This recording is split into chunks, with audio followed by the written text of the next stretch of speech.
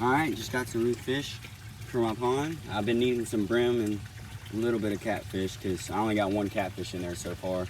So I got 2 more catfish, little babies, and some shiners, and then 2 brim. Got this beautiful, beautiful red breast sunfish, or long ear, I don't know, whatever you want to call it. But I mean, beautiful. So we're just gonna put them in, just like so. And he swam off just fine. Let's try not to get poked. I'll catch y'all in just 1 sec when I catch this fish. All right, got this one. I think this is a red spot sunfish. All right, I got this one now.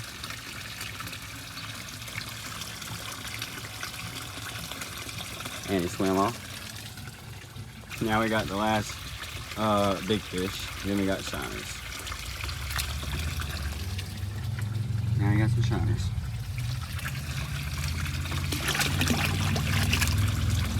And Bass is gonna have a feast with that, so.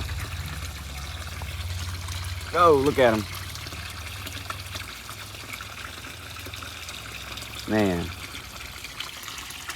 All right. See y'all next time. Make sure to like and subscribe.